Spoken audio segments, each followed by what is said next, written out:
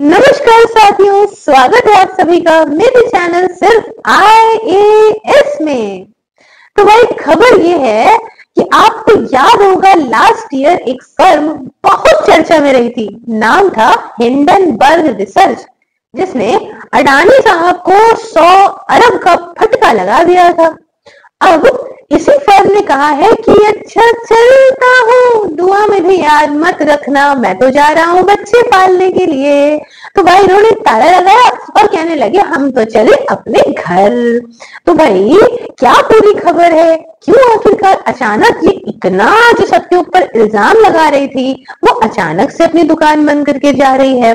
और अब जब चर्चा कर ही रहे हैं आखिरी बार, तो समझ लेते हैं कि आखिरकार इन्होंने पैसा कैसे कमाया था और कहां कहां इल्जाम किस किस बड़ी बड़ी कंपनियों पे इन्होंने लगाए हैं। साथ में अडानी से जब इनको फायदा हुआ था तो उसके बाद इन्होंने सोचा बड़ी मछली पकड़ने का, और इन्होंने पूरी हमारी जो SBI चीफ थी वो जी उनके ऊपर भी इल्जाम लगा दिया था।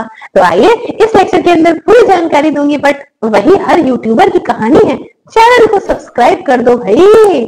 चलो भाई खबर देखियो, हर जगह पे एक ही खबर है कि हिंडनबर्ग चली फर्म अब अपने आप को शट डाउन कर रही है। तो वजह क्या है शट डाउन करने की, इन सब बारे में तो आखिरी में बताएंगे, क्योंकि वजह भी आप सुनेंगे ना तो बड़ी मजा आ जाएगी। वजह मजा, हाँ वाह क्या बात है, तो बड़ी मजा आ जाएगी। तो भाई उसके पहले आपको समझाते हैं कि एंडरसन के जो इनके फाउंडर हैं इनकी क्या कहानी है। तो भाई साहब इनकी रिपोर्ट, इन्होंने 2017 में एक फर्म स्टार्ट करी हिंडनबर्ग रिसर्च।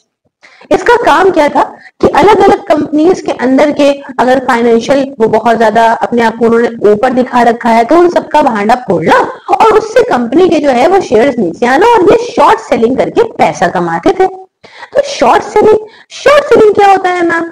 देखो भाई, शॉर्ट सेलिंग को एक एग्जाम्पल से आपको समझाते हैं शेयर मार्केट में किस तरीके से पैसा कमाया जाता है। देखिए समझिए कि एक ब्रोकर है, ये ब्रोकर है, ये आप है, आप क्या है? मैं हूं। ठीक, पैसा कमाने की बात हो रही है, थोड़ा सा समझ लेते हैं। ये मैं हूं, ये ब्रोकर है। अब हमने इनसे कहा कि आप हमको कुछ शेयर्स, सपोज करिए 100 शेयर्स बोरो कर लेते हैं हम आपसे, आप हमें दे दीजिए, हम आपको 10 दिन के अंदर फला फला चीज देके लौटा देंगे। ठीक है, 10 दिन, एक हाइपोथेटिकल एग्जाम्पल। हमने इनसे 100 शेयर्स ले लिए, अब हमने उन शेयर्स को ओपन मार्केट में बेच दिया। ठीक है, मान लीजिए इस केस में कोई ए नाम की कंपनी है, उसके हमने शेयर्स लिए और ओपन मार्केट में उसको बेच दिया। अब हमें ये कॉन्फिडेंस था कि जब तक हमें ये शेयर 100 इनको लौटाने का टाइम आएगा तब तक के लिए उस कंपनी के अंदर कोई फाइनेंशियल में दिक्कत है, कोई भी वजह से उस शेयर्स उस कंपनी के गिरने लग जाएंगे, और जब उसके शेयर्स गिरेंगे तो मैं फिर से उनके शेयर्स को 100 खरीद लूंगी सस्ते दामों में, और इनको वो शेयर जो 100 शेयर है उसको लौटा दूंगी। तो इससे क्या होगा, इससे मैंने महंगे में बेचा और मैंने सस्ते में लेके उसको लौटा दिया, इसका मतलब जो डिफरेंस था वो हमारा प्रॉफिट हो गया। इसे कहते हैं शॉर्ट सेलिंग, और इसी से ही यहाँ पे पैसा कमाती थी ये हिंडनबर्ग रिसर्च। क्लियर हो गई इतनी बात? अब इन्होंने 2023 में अडानी की इंटरप्राइजेस पे बहुत सारे इल्जाम लगाए, अडानी के कॉन्ग्लोमरेट पे अलग अलग अडानी की फर्म्स, पावर हो चाहे इंटरप्राइजेस हो, सब धड़ा धड़ा धड़ा धड़ा धड़ा गिरने लगे, उसके शेयर बहुत अच्छी मात्रा में गिरे और इनको उससे बहुत बड़ा प्रॉफिट हुआ। हालांकि जैसे ही रिकवरी हुई उन शेयर्स की, तब इन्होंने सोचा कि क्यों ना हम कुछ एक बड़ा ऐसा करें जिससे ज्यादा और प्रॉफिट हो और पूरी इंडियन स्टॉक मार्केट हिल जाए। तो इन्होंने हमारी जो सेबी की चीफ थी उनके ऊपर ही सीधा सीधा इल्जाम लगा दिया कि यही जो है वो अडानी के ओवरसीज कंपनियों में जहां उनका निवेश है वहां इन्होंने भी किया है, इसीलिए बहुत ज्यादा अडानी को सपोर्ट करा जा रहा है भारत के अंदर और उनकी सच्चाई को खुलने नहीं दिया जा रहा है। खैर दूसरी बार में इतना ज्यादा झटका तो नहीं लगा, क्योंकि लोग शेयर होल्डर्स इस बात को समझ गए थे कि हाँ भैया ये अब रोज का हो जाता है ना, रामू भेड़िया वाली बात की, रोज ही शेयर आया तो रोज में इतना फर्क नहीं पड़ता है। लेकिन बहरहाल पहली बार में तो बहुत फर्क पड़ा। अच्छा, सिर्फ इंडिया की इतनी बड़ी कंपनी नहीं, यूएस की निकोला में भी यहाँ पे इन्होंने ये कांड करा था। ठीक, इतनी बात क्लियर हो गई है। अब आपके साथ कोई कांड ना हो जाए इस प्रकार का, इस वजह से मेरा आपको सजेशन है कि आप ज्वाइन करें मेरी वर्चुअल लाइब्रेरी को, और सिर्फ 99 रुपीज पर मंथ में इसमें आप डिसिप्लिन तरीके से अपने घर में बैठ के पढ़ाई कर सकते हैं, और ज्यादा गर्मी बरसात कोई भी एग्जाम की प्रिपरेशन हो आप घर में बैठ के जूम के माध्यम से इसमें कर सकते हैं। इसके रिगार्डिंग मुझसे बात करने के लिए आप व्हाट्सएप पे कांटेक्ट कर सकते हैं @9919785532 पे, और टेलीग्राम पे आप कांटेक्ट कर सकते हैं @सिर्फ IAS सेल्स पे। आते हैं बैक टू द टॉपिक। तो इतनी बात तो आपने समझ लिया होगा कि क्या रहा क्या नहीं रहा। अब देखिए वो क्या, जब इससे इतना बड़ा नुकसान हुआ, खैर वो तो रिकवरी हो गई, अपनी जगह की बात है। अब कहानी यहाँ आती है कि क्यों आखिरकार ये ऐसे अचानक से अपनी इस हिंडनबर्ग रिसर्च को बंद करके भाग रहे हैं।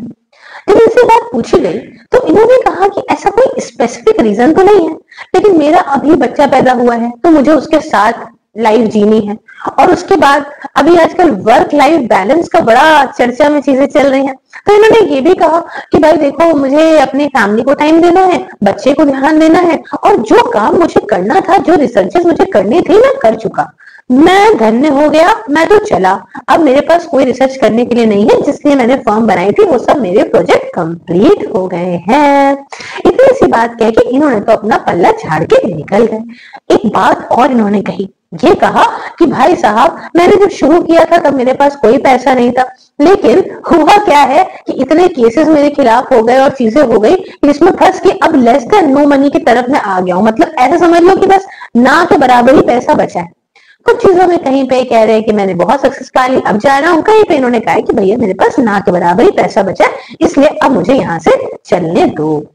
अच्छा, तो इसका क्या इंडियन स्टॉक मार्केट पे कोई असर पड़ा?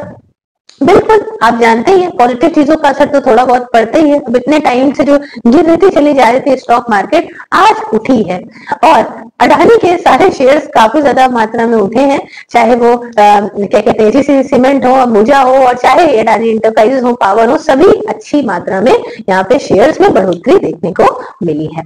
बाकी हमें दूसरों की बातों में ऐसे फट से आके अपना नुकसान या अपने देश का नुकसान नहीं करना चाहिए, ये एक मेरा पर्सनल थॉट है। बाकी तो भाई दुनिया भर की कंपनियां, दुनिया भर के देश के अंदर जो कंपनियां होती हैं वहां के लोग उनको उठाने का प्रयास करते हैं। यहाँ पे बाहर का कोई व्यक्ति जरा सा इल्जाम हमारे यहाँ लगा देता है तो हम लोग खुद ही अपना नुकसान कर लेते हैं। बहरहाल ज्ञानवर्धक बातें खत्म होती है। आप मुझे हर जगह पे सोशल मीडिया प्लेटफॉर्म पे फॉलो कर सकते हैं, ये वीडियोस आपको फेसबुक में मिल जाएंगे, सभी लिंक डिस्क्रिप्शन बॉक्स में है। और अगर सपोर्ट करना है मुझे तो ज्वाइन बटन को प्रेस करके मेरी मेंबरशिप को भी ज्वाइन कर सकते हैं। तब तक के लिए मिलती हूँ नेक्स्ट वीडियो में। जय हिंद, जय भारत।